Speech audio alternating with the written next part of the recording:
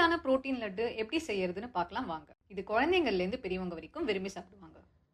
ஒரு பேனில் 200 கிராம் அவில நல்லா உடையிற அளவுக்கு வறுத்துக்கோங்க. அதே பேனில் 200 கிராம் கிரவுண்ட் 10 கேஷ்யூ நட்டை நல்லா வறுத்துக்கோங்க. இது ரெண்டுமே சூடு ஆறுனதுக்கப்புறம் ஒரு மிக்சி ஜாரில் ஃபஸ்ட்டு அவில போட்டு அதை நல்லா ரவை கன்சிஸ்டன்சிக்கு அரைச்சிக்கலாம். நல்லா ரவை கன்சிஸ்டன்சிக்கு வந்துருச்சு. அடுத்தது வேர்க்கடலையை போட்டு நல்ல பரப்பரன்னு அரைச்சிக்கலாம். நல்ல பரப்பரன்னு அரைச்சாச்சு.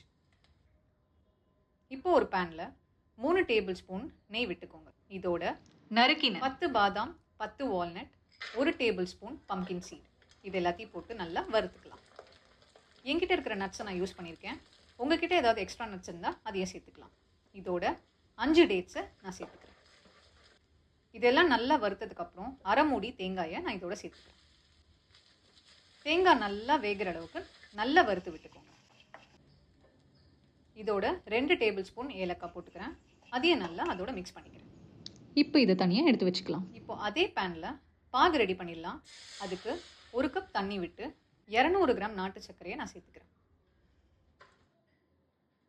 உங்ககிட்ட வெல்லம் இருந்துச்சுன்னா அதையும் சேர்த்துக்கலாம். பாகு நல்லா கொதிச்சு வர அளவுக்கு கிளறி விட்டுக்கோங்க. ஸ்டவ்வை மீடியமாக வச்சுட்டு நல்லா கிளறி விட்டுக்கோங்க. பாகு கொதிச்சு வந்ததுக்கப்புறம் ஃபஸ்ட்டு நம்ம அரைச்சி வச்ச வேர்க்கடலையை போட்டுடலாம். நல்லா கை விடாமல் மீடியம் ஃப்ளேமில் வறுத்து விட்டுக்கோங்க. இதோட அப்பப்போ நெய்யும் சேர்த்துக்கலாம். நல்லா வறுத்து விட்டுட்டு நம்ம அரைச்ச அவில இதோட சேர்த்துடலாம். அவல் சேர்த்த உடனேவே ஒரு திக் கன்சிஸ்டன்சிக்கு வரும். கை விடாமல் நல்லா கிளறி விட்டுக்கோங்க.